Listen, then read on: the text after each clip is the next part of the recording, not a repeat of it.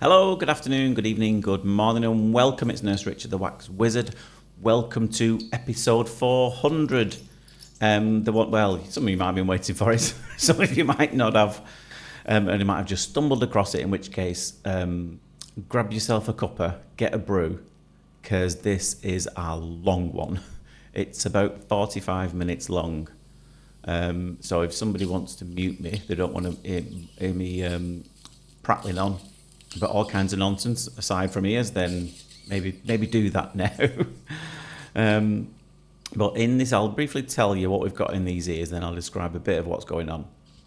There's 4 ears in this, 2 separate patients, both ears of both patients, and they both had both incredibly difficult procedures.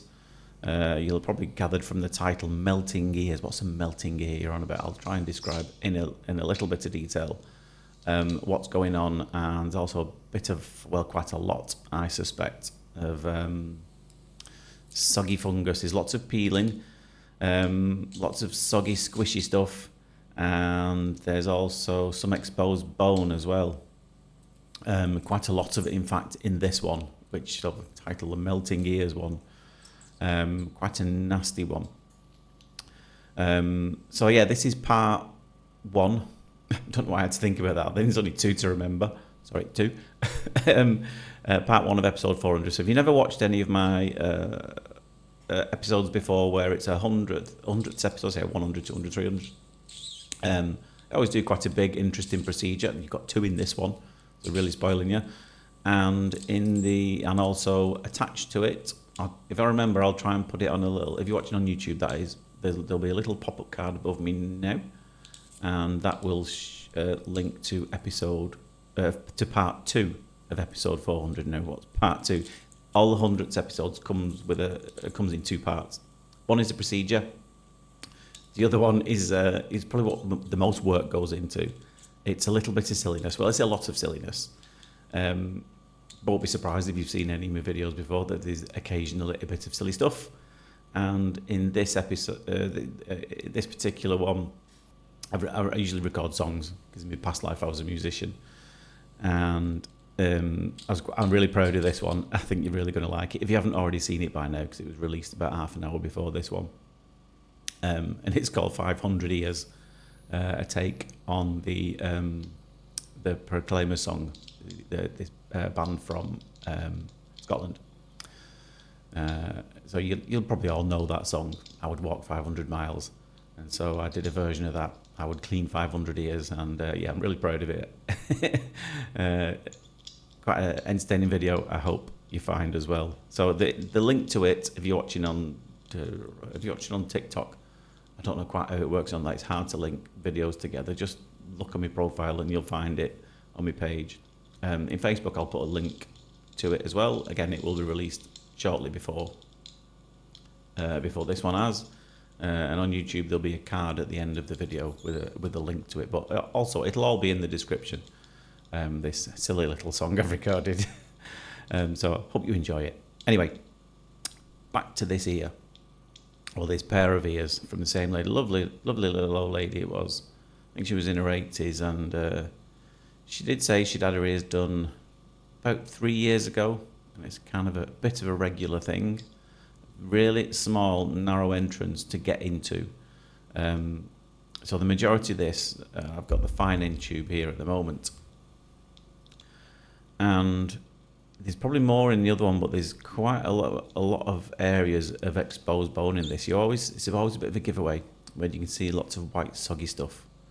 You should always be, as an ear specialist, a little alarmed when you see white, soggy skin, because it usually means there's been, look at this bit here, I didn't know that was hiding up there. I'm thinking, where did that come from? Usually means that there's something hiding underneath it. And in this, there was exposed bones, and you could tell it was. I mean, from the colour of it, the exposed bone, it doesn't look white. It kind of looks a bit kind of off-white. Sometimes it can appear a little yellowish. And I wouldn't be surprised if there was a few fragments of bone that actually came away with this. I don't get things under the microscope, unfortunately, like like the lovely Mr. Boland. I haven't got that technology, so I couldn't confirm it. But you can just tell just by touching it.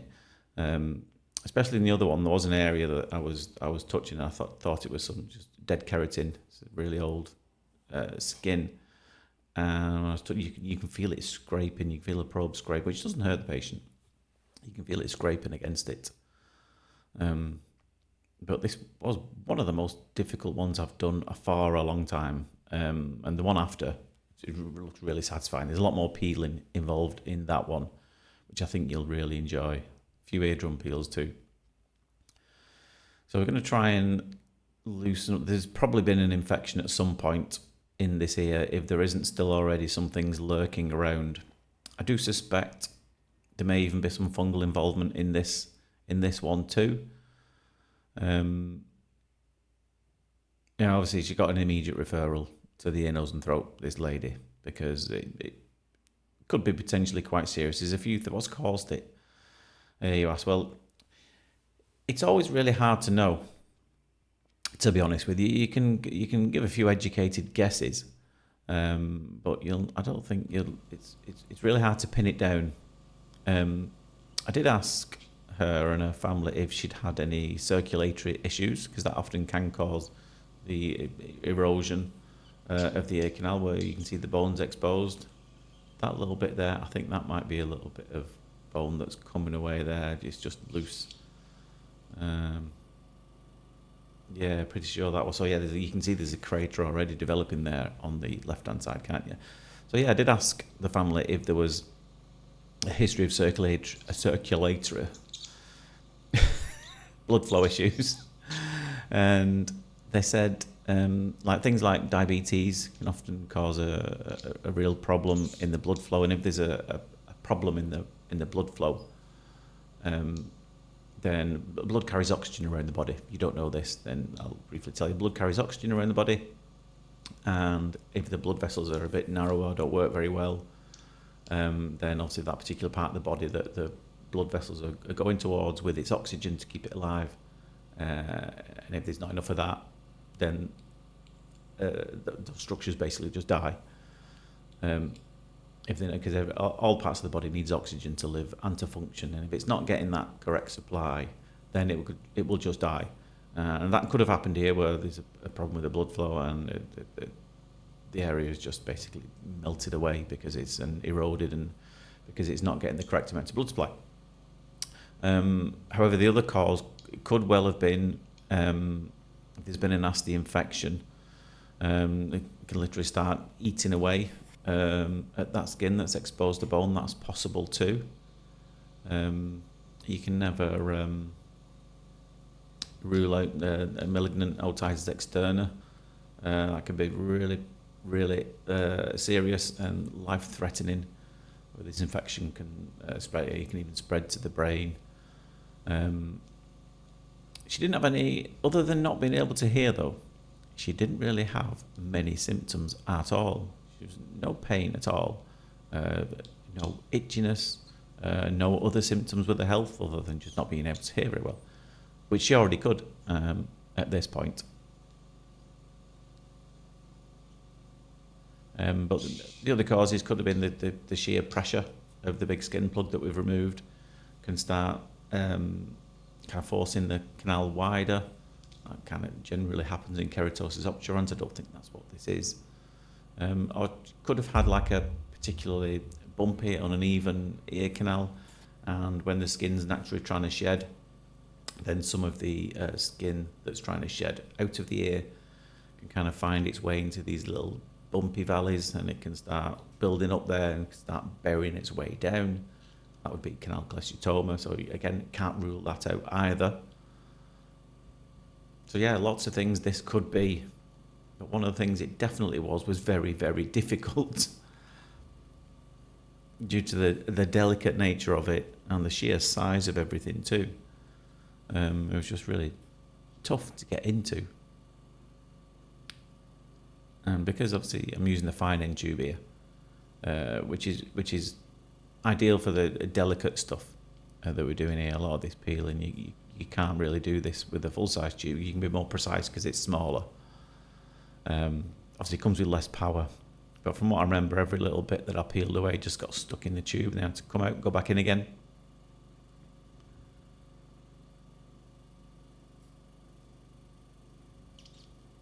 Yeah, and that's a really difficult spot to get that into, just at the roof of the ear canal there.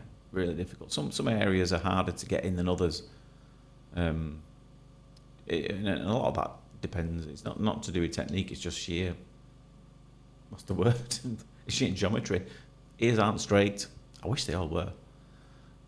Life would be a lot simpler if they are. They're all bendy. So, and I've said it before. What you can see here is not you can't see what's going on behind. You know, I've already put the endoscope and the suction tube in, and it's round some bends and S-bend. Now these things are all straight. And so just to get to this point that you're seeing now, it takes some effort. Now here's the bit, and I found this really difficult because as you can tell, and again, still the fine end tube. Now if you've seen any of these videos before, you'll appreciate how I was actually going to get a little fine end tube out so I could show you how big it is, but we're talking about, it's about 1 millimetre, absolutely tiny. So that gap I've got to get into, there's no space either side of the fine end tube, which is it's quite rare. It just goes to show how small this thing is. There is a little bit of soggy mushy stuff that's on the eardrum there. Now to get that all the way down, you'll see that the camera is kind of coming backwards, and that's because you can't fit both things in all the way down there. So as I put the camera in, then the fine end tube comes over the top of it, but the further I put that tube in, you don't want them to bump into each other. That's quite dangerous. So to allow room for the fine end tube to get all the way down, you've got to pull the endoscope back. When you pull the endoscope back, you then can't see as well to be as accurate. And so that's why I keep pulling it back to look at what's come away, so then I can go back down again. And most of it comes away. So a lot of this I'm doing by trying to listen to the noise. You know, you'll hear a little slurp, and that tells you that you've just kissed the surface of the eardrum to get that away. You're never going to see a spotless ear in conditions like this. I must add that. Because it's really nasty bits of bone sticking out here. All the yellow bits there, a lot of those will be parts of the bone surrounding the ear canal. Particularly a big crater there on the left hand side. And here's her other ear, and not too dissimilar either. So again, we have quite a lot of old dead skin, keratin to remove away, quite dry. So it does get a bit mushier behind it. Now I know she had been putting drops in for quite a while as well, so that's always going to contribute to a fair amount of moisture in there, which if there has been an infection as well, you don't want to be adding moisture to it. That doesn't help. But the first bits came away relatively simply. And again, there's a lot of peeling away and exposed bone in this one as well. Now what does that tell us? That it's the same in both? Don't know, to be honest with you. Like I said, it could just be that both ears are a little bit bumpy and you get these build-ups of skin, or the pressure of the thing in there is kind of burying into it. Skin's fragile, it's very thin in there. So it could be all kinds of reasons why they've ended up like this. They're not strictly speaking melting away. Bit of artistic license in the titles of some of these videos. There's only so many things you can call it. And you can see now it's getting a little bit mushier behind that. Now you would expect, there you go, can you see all this now? Now you see lots of little white dots in this as well. That's what's making me think there's possibly some fungal involvement in this. Could be bits of everything in this, to be honest. Could have been fungal, bacterial infections. So I wouldn't be surprised if there is at the moment. Obviously, because I've urgently referred her to ear, nose and throat, and I've also asked them to consider a swab as well to check that anything's going on there. But like I said before, she wasn't unwell. She wasn't unwell at all. She's like just relieved that she could hear again, because I think it's been going on for quite some time. Having trouble finding somebody to do it for her.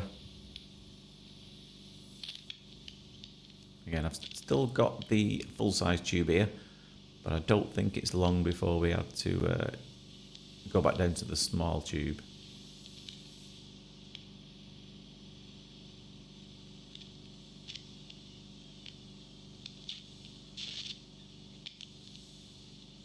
It's really hard to navigate your way around something like this as well, because when you suspect or you already know that there could be holes and craters all around the ear canal, you've got to be super cautious with anybody's ear anyway.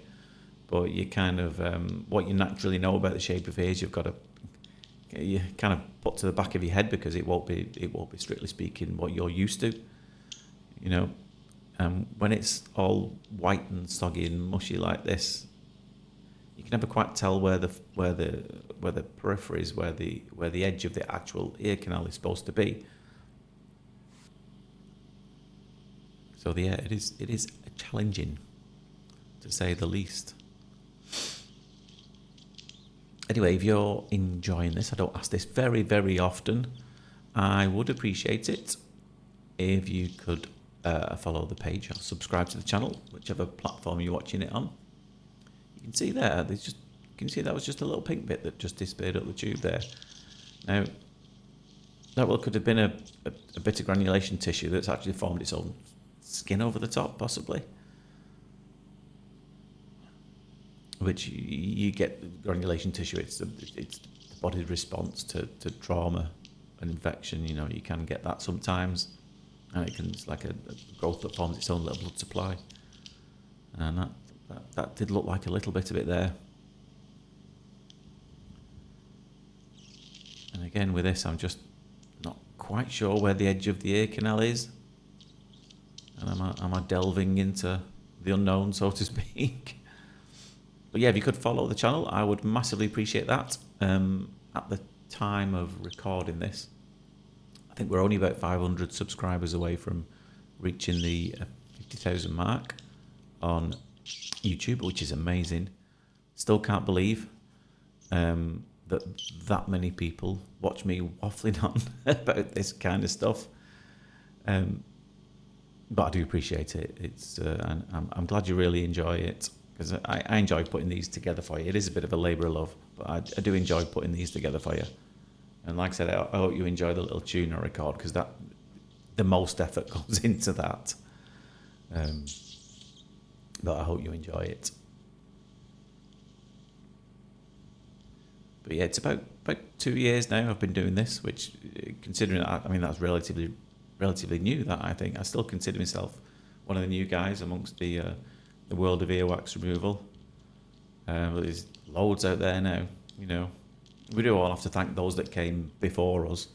I was actually looking at the other guys' channels, just because I was just curious as to, you know, how long everyone else has been doing it, who started it, and the earliest one I can find, certainly for the UK ones, was Neil. It was great, you know, the knowledge he has. It's incredible, really. I learn a lot from watching a lot of his procedures. I know a lot of mine is about silliness, but that's what's good about having all these different channels. You've got the choice as to what kind of style you prefer. Yes, we're all doing the same procedure, but there's lots of different ways you can present that. So yeah, I think Neil did his first maybe 9 years ago, something like that. I think then the recent Taylor from Audiology Associates, I think they started doing about 7 years ago, something like that. And I think Connor from Durham was about 4 years ago. So I'm definitely the junior member. And I know there are a lot of others who are doing it as well. And you should go and check those out if you've not already seen them. My lovely friend Lisa is one of I think the only other nurse I know who does this at Suffolk Ear Care. There's a good channel called Veritas Hearing. They're very good too. So if you like this stuff, go and check out all the other guys. And if you don't know any of those other channels that I mentioned. Go and check them all out. They are all fabulous in their own way. They all bring something different to the party. Because the first one I ever saw, because I'd been doing this for a while, and I didn't even know it was a thing that other people like watching it on the internet. And I stumbled. It's one of them. You know, your phone listens to you. I think we all know this, don't we? And it tracks you. You know, when you click allow use of audio or on your phone when you're looking at something, and then like a couple of hours later you're scrolling through your pages on Google or what have you, and you get a lot of suggestions about that stuff that you've just been talking about. So that's kind of how I stumbled across it. Obviously, talk about ears and earwax all the time, and then up on my homepage, I think it was on YouTube, was I just got bombarded with a load of ears on these, and I think the first one I watched was probably Neil, and I looked at that and I thought, ooh, he's quite a smart chap, isn't he? I don't know if I can do that. So I thought, no, I'm not. I'll not do that. I'll just embarrass myself. And then, sorry, I've got to interrupt myself, because you can just see this bit on the right hand side. That's when I started. You can just see it kind of, it's scraping alongside. That is definitely exposed bone. That little yellow area there. You can feel it on the end of your probe. You know, it's like, you imagine having hold of a fork or something and scraping it on something. I think Connor's described it as like scraping something on a brick. And that's the exact sensation I'm getting when I'm touching that area there. So yeah, I watched one of those. I thought, that's too intellectual for me. I can't do that. And then I think I saw one of Connor's as well, and I thought, well, flipping heck, I definitely don't know that much as well. So I thought, no, I'm not going to do this. And then I saw a couple of Reese's, and I thought, oh, maybe there's a different way of doing this. You don't have to be do it however you want, can't you? You don't have to be all technical and complicated. And I mean, we all know a lot of stuff about it, but whether you decide to present it in that way, that's really up to you. So as soon as I saw one of theirs, I thought, you could maybe do this in a slightly different way, you know. I probably took it to the extreme because I'm not a terribly serious person. Can be when I need to be, but I don't take life too seriously. I don't take myself too seriously. And you guys are watching seem to appreciate that, so I do. So thank you from the bottom of my heart for actively encouraging my silliness. Because I don't get actively encouraged to be silly at home. Not all the time anyway. So, Dad, stop being an idiot again. Dad, what are you doing? I did show the kids the video that I made. I did try and show my wife as well about the song, this 500 Years that I'm going to release alongside this. And I know my wife won't even look at it. She won't look at me on the video recorded. She's just totally cringeworthy. I said, well, just let me play a bit of the audio, because I'm quite proud of that. I think I've done a really good job. And I just played like about 5 seconds. She said, no, turn it off, or I'll leave in the room. I'm a goner. My daughter won't even watch it.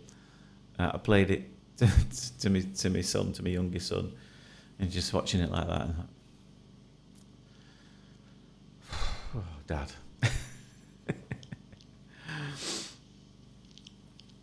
But they do think it is kind of cool that they've got a dad who's on YouTube.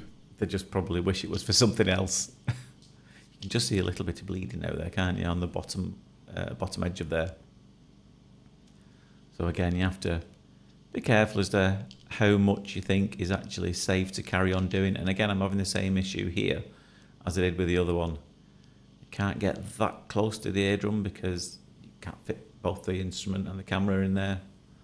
But you can see a lot of the eardrum. And it's about patient comfort as well. You know, yes, it does look a mess. They're always going to look a mess, these type of ears, after you've exposed a lot of these eroding areas. Never going to look pretty afterwards. But the main aim of this is kind of to discover a problem, you know, and it can get treated by the nose and throat specialists and looked into in greater detail. And most importantly, this lady could hear again. She came in, she wasn't able to hear. And she could hear again. And yes, there is still a lot of investigations that will need to happen into these 2 ears. I will keep you posted. Yeah. I don't often get told, unfortunately, what's going on. But I do know some members of the family, so hopefully if I get some updates, I'll let you know. Right, here's the second 2 ears. Juicy, slurpy, peely, these ones. And again, you can see lots of little white areas here, little spots. It does reflect a bit. It does get clearer in a bit. Some really nice images of eardrum peels in this one, really good. But again, I suspect there's probably some fungal involvement here.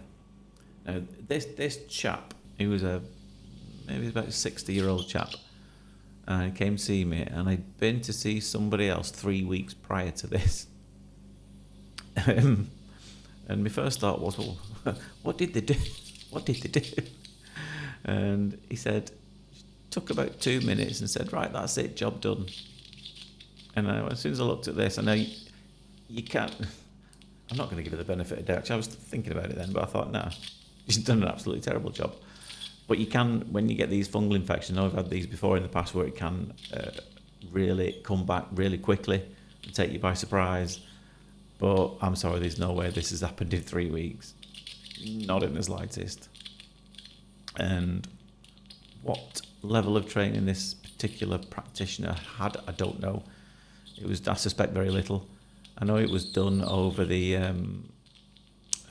Christmas period, and I had a bit of time off. One of the joys of working for yourself, didn't have to work, so I didn't. But this chap, I had a missed call from him when I came back in, and he said, "Oh, shame you're on a holiday." So but he was desperate, so he went somewhere else. So he went into a market. Now it's quite in the neighbouring town, and it's it's kind of these places where you'll have like a big, huge kind of like warehouse type room, and lots of individual little market stalls in there, and the wonderful places, absolutely thriving around here. It's very popular going to the market. You can pick up all kinds of things, and you do get some things like nail bars, eyebrow bars, things like that. And I suspect that he went to see one of those maybe who'd been, let's say, experimenting with earwax removal. And I said, did it make any difference? Could you hear any better? He said no. He said she just seemed like she wanted to just get out of there, because she probably took one look at it and thought, oh, this is way out of my league, this type of stuff. So I don't even know what method she tried or what visualization method she used. I've absolutely no idea. But yeah, it didn't help. He still got charged though. I did tell him I'd maybe consider going back, asking for some money back. Because certainly, if you don't get a job done properly, then you wouldn't pay for it, would you? I certainly wouldn't. So yeah, let's see how that goes. I think I've still got the full-size tube in my hand here, and just because of how thick this stuff is, I know it's going to come away quickly, but I am quite close to the eardrum, so I'm just hovering. You can probably see I'm getting a bit twitchy there because I don't want to go too close. Because you don't want a full-size tube to touch somebody's eardrum in an ideal world. Because it was quite thick, sticky stuff, this, so I'm having trouble peeling it off. So I think at this point, in comes the little fella to save the day, and some lovely images of peeling here. Same in the other one as well.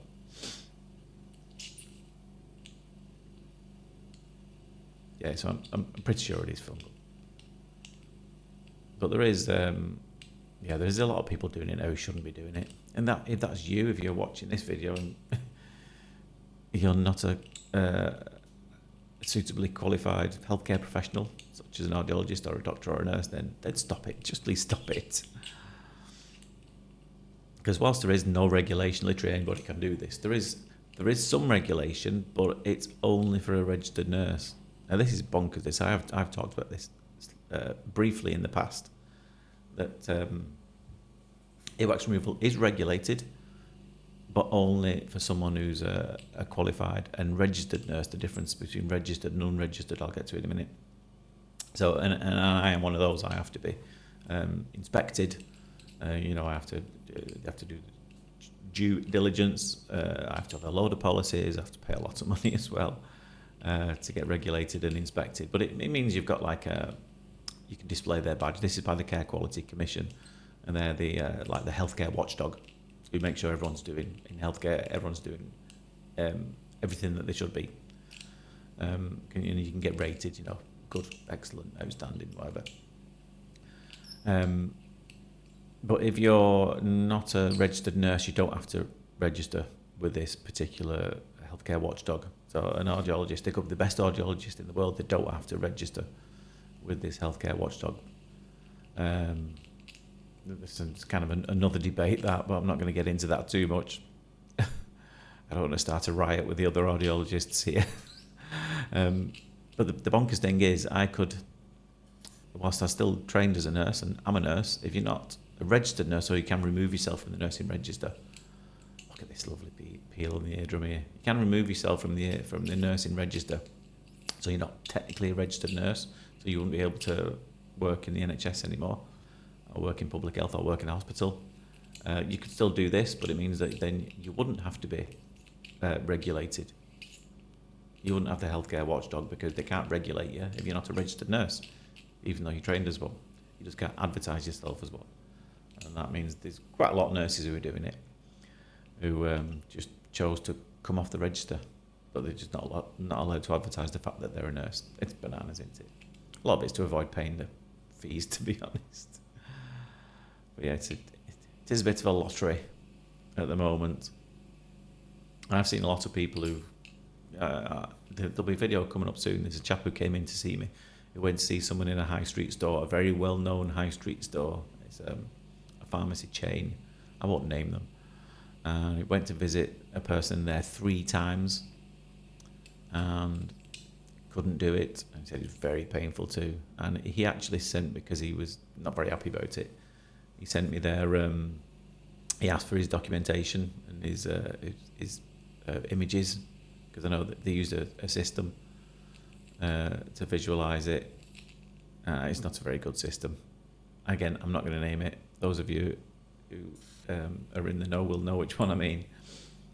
They'll train anybody. And even though it was a big high street pharmaceutical chain, the notes that he showed me, it said earwax practitioner, not like audiologist, nurse, doctor. What's the practice? Very non-specific, that. Basically, it just means anyone. We sent them on a course. So again, it's soggy, this. Wet and soggy. And again, you'll never get spotless ears in this. I did my best. But you have to be so careful. Because obviously all of this stuff is in the bony part of the ear, and this stuff here is bang on the eardrum, and you'll start to see the true eardrum as they start peeling away. Look at that, lovely. So again, at this point, he was gobsmacked at the difference. But yeah, it does need some treatment. I suspect some antifungal medication to get on top of this. I wouldn't be surprised if I saw him again, actually, because this kind of thing can happen, can keep reoccurring. So I wouldn't be surprised if he came back, unfortunately, but hopefully not. Here we go. Got the Cawthorn hook out. And I was just, because it looked a bit firmer, this, so I thought I might just be able to hook that out. But unfortunately, it just cut straight through it. What it is useful for, the Cawthorn hook, for something like this, is just to lift something off away from the edge of the ear canal. In this instance, what I'm trying to do is just get underneath it and lift it up. Got a good grip to digging it in, but it's just cutting straight through it.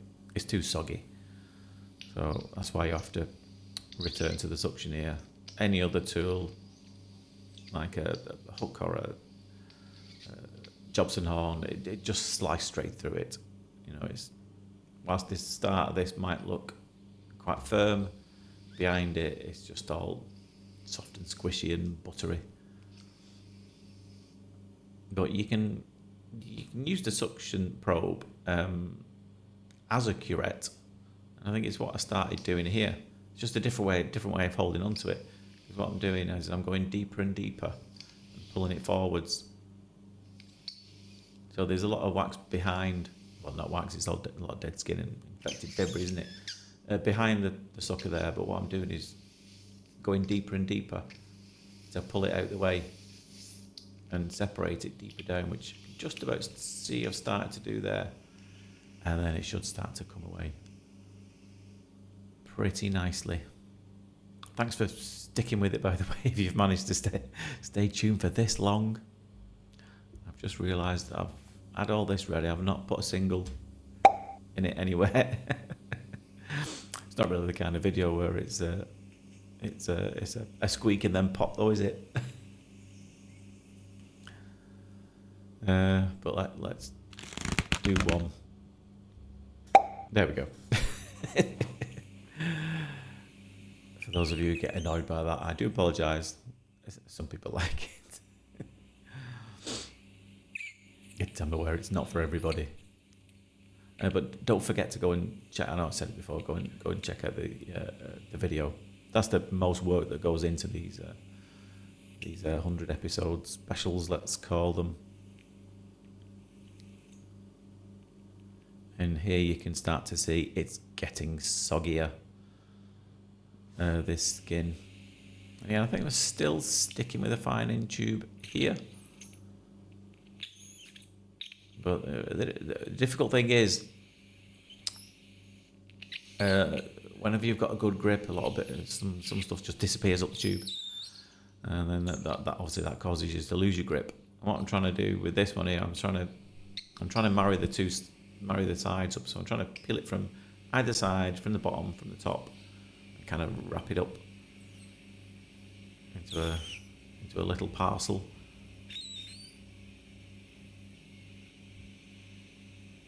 And hope that it just slides out with the big tube. But again, I think we had to go back to the fine-in tube to finish this off.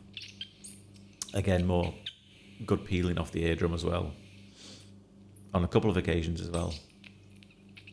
So I think you're going to enjoy that.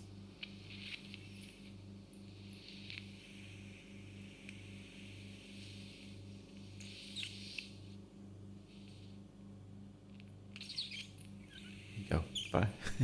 10 seconds of silence from me. That doesn't happen very often, does it? Just as with you guys, I was probably just a little transfixed staring at this.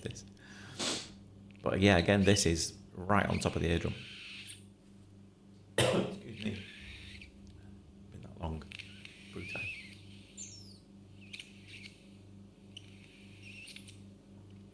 Yorkshire tea, can't beat it. Not sponsored or endorsed by them in any way. But if anyone's watching this who works for Yorkshire tea, feel free to get in touch. I will happily endorse your cuppa. Right, yeah, still got a full size tube there, and we've got to go. I think at this point we get down to the fine end tube again.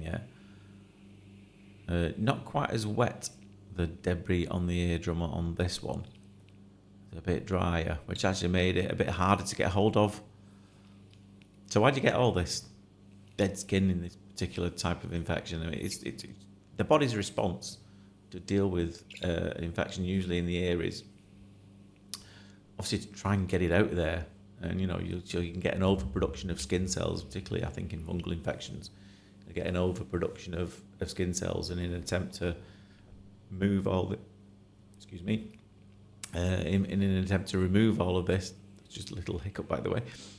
I kind of managed to keep it in an attempt to remove all the infected debris and discharge out of the ear. Yeah, a lot of skin will be produced in an attempt to do that.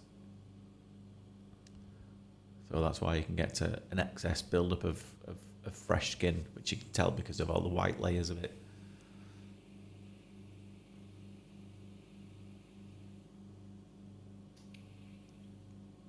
Now this was a right faff, this area here, because it's a little drier, and the only surface of it that I'm seeing is kind of the edge of it. Suction always works better when you can get on a flat surface. I know a lot of you'll know this. I've rattled on about it before. So because all of the edge, there'll be some gaps where air is still going up that tube. So it's not until you can get on a flat surface that the power will increase and you can pull it out a little better. So when I'm pulling it there, I'm quickly letting go to try and get to the flat surface behind it. But then sometimes the problem with that is, as you try and get to the other side of it, the debris will move with the suction tube. It'll follow it. But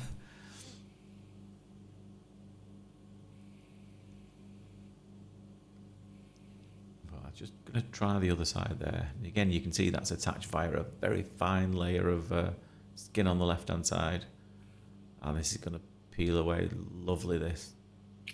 I thought that was it, but believe it or not, there is another fine layer on the eardrum that we're just going to peel away. Can you just see it in the distance? And again, like I said before, you're never going to get a completely spotless ear when you've had these type of issues in it. It's still really wet and soggy, the whole ear canal. But if you can peel away as much as you can, safely anyway, then it gives the medication a much better chance to work. You know, there is still very fine, thin layers of this dead skin on there. But get away as much as we can. But you have to remember, there's a person behind what you're seeing on here. And if they've had enough, they've had enough, you know. It was obviously having to sit in the chair for quite a long time while I was doing this. So the main aim is always to restore the hearing. That's job one. And then job two is then to anything else that comes after that is a bonus. But yeah, look at this. I didn't realise this was here until I looked again. I thought everything peeled away when I took that the previous section away. But look at this coming away. And I was trying to get it to meet. You can see another tiny little bit there on that side, can't you? I did have a go at that. And I think it was at that point I started feeling it was a bit uncomfortable.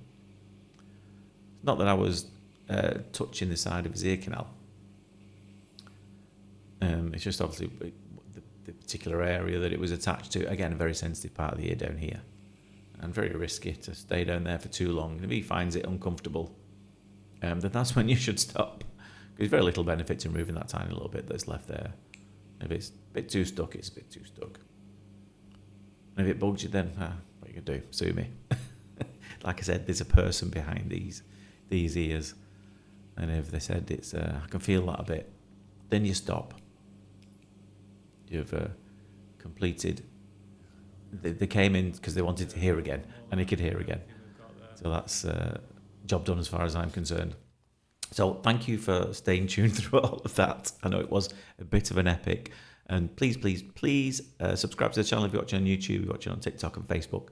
Then I'd appreciate it if you could follow it, like this video, share it, whatever you want to do. But most importantly, go and check out 500 Ears, which is part 2 of episode 400. And let me know what you think of that. There'll be a card next to me if you're watching on YouTube. I think you're going to enjoy it. Let me know what you think of it anyway. But for now, take care of yourself. Sorry. But for now, take care of yourself. And I'll see you later. Ta-da.